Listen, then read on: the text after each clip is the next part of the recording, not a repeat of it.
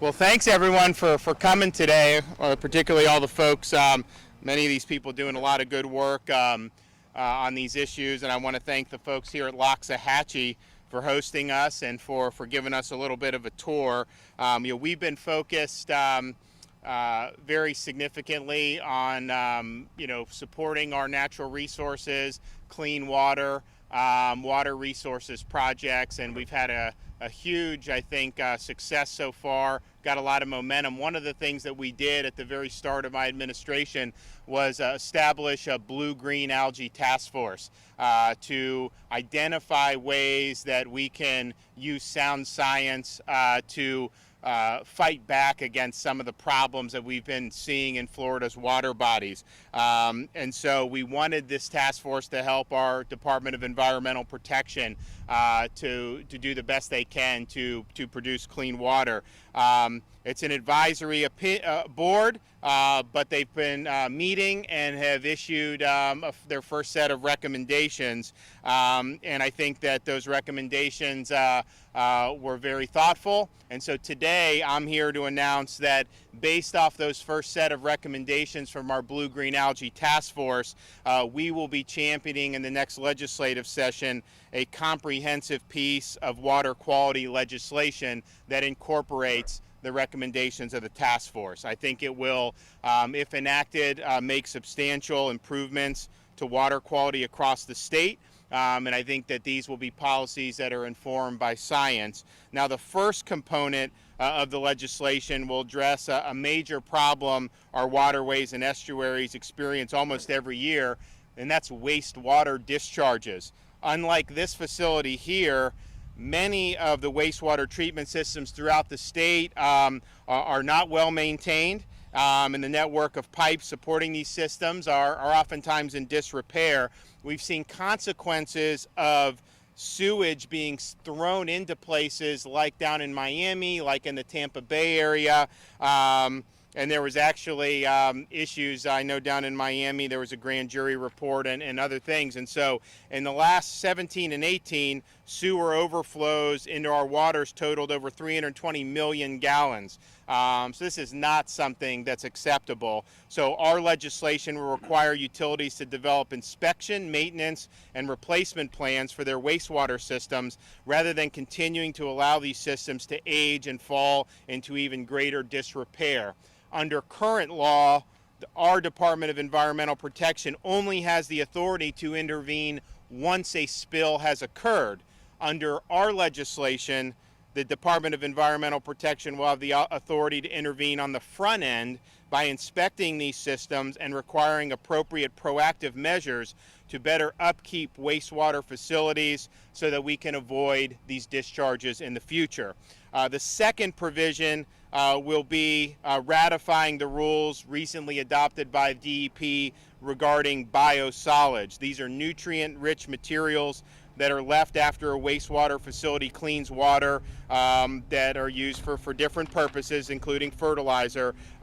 This legislation will make sure that biosolids are only applied to land that is high enough and dry enough to prevent problems of this seeping into our waterways. The legislation's third provision will address septic tanks. Septic tanks are a large source of nutrient intrusion in our waterways, and we need to pay more attention to them. We have in Florida about 2.6 million septic systems, and so that is more than 10% of all the septic in the entire country. Right now, the Department of Health in Florida oversees the septic system regulations, but they are only charged with looking at the human health impacts of the septic systems, which is important, and obviously we want to continue doing that.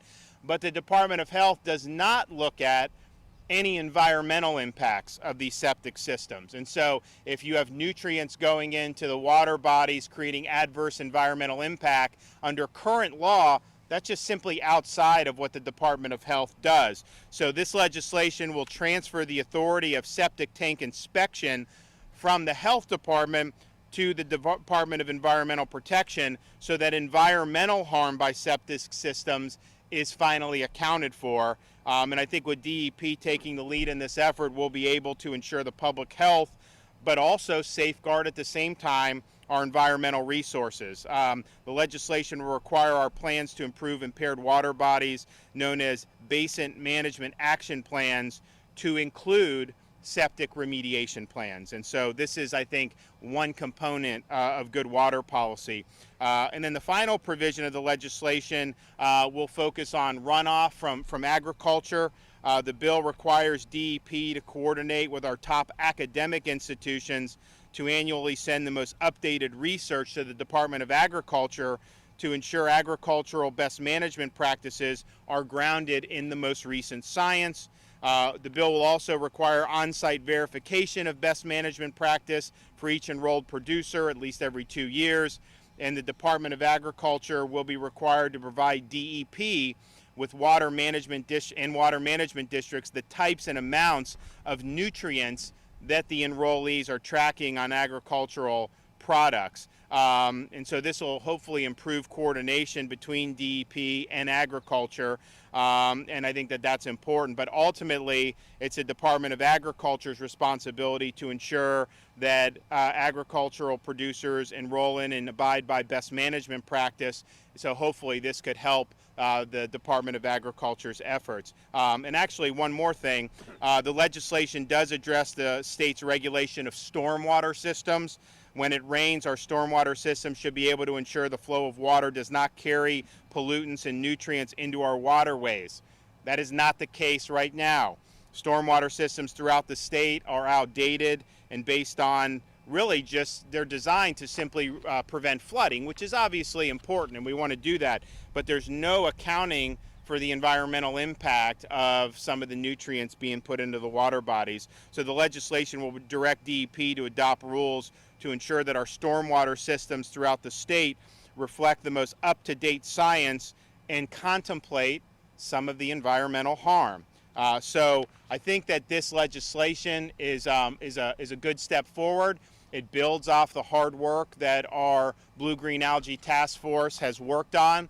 It also complements our push, which we announced earlier, or I think later in the summer, about having our $625 million be recurring funding for the next 3 years, which would meet the commitment that I made that we need in terms of support for water resources, but then also the move to have fines that actually matter when you have a municipality dumping this stuff into state waters. And so this is step 2 for our legislative agenda, but I think it's a step forward, and I think this is something that you're going to see a lot of people want to support. I mean, the more we can do to get ahead of this stuff, I think the better off we're going to be in Florida. So I'm glad to be able to make this announcement today. We'll probably have some more announcement as the task force continues to meet.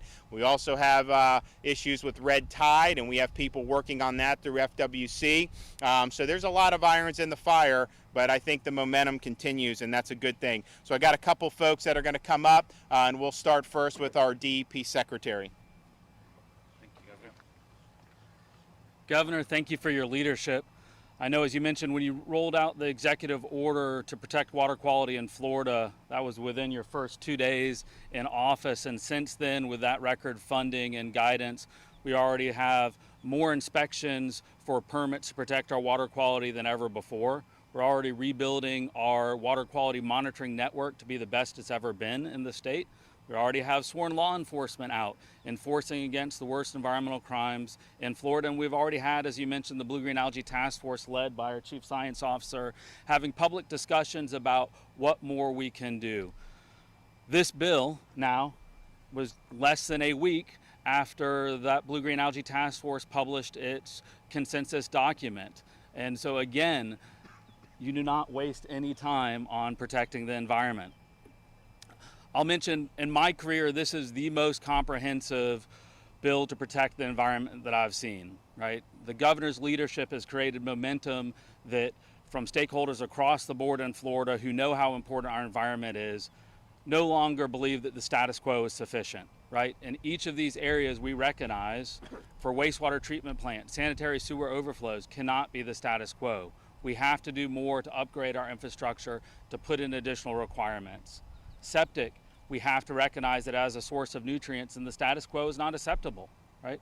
moving this program to the department is something we look forward to, that challenge to make sure that we're operating the program in a way that also protects our environment.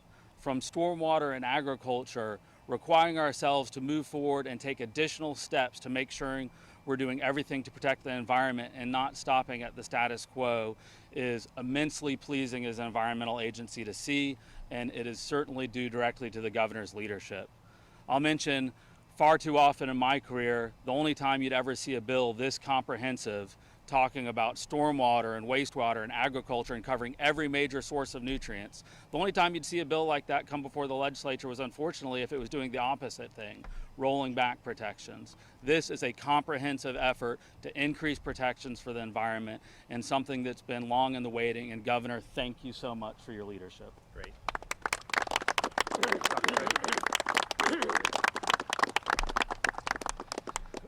All right. So first of all, my name is Tom Fraser. I'm the Chief Science Officer, and I'd like to thank, first of all, the governor for giving me the opportunity to serve in this role. And it's been a pleasure to work with the governor and his administration, the secretary and his talented team of folks at the DEP to do some really good things for the environment. It's been especially rewarding for me to work with the Blue-Green Algae Task Force to facilitate those discussions. It's just having that ability is kind of central to our view that science-based decision-making is central to how we do business. The consensus document that the governor and the secretary referenced is essentially a roadmap, right? It's a roadmap that allows us to better protect and conserve our water resources, and it helps inform policy and management. So it's an exciting time to be a scientist in Florida, actually, to be able to see that roadmap turned into actionable items. Again, I thank you, Governor, for turning that into action. Thank you, Secretary, for doing that as well.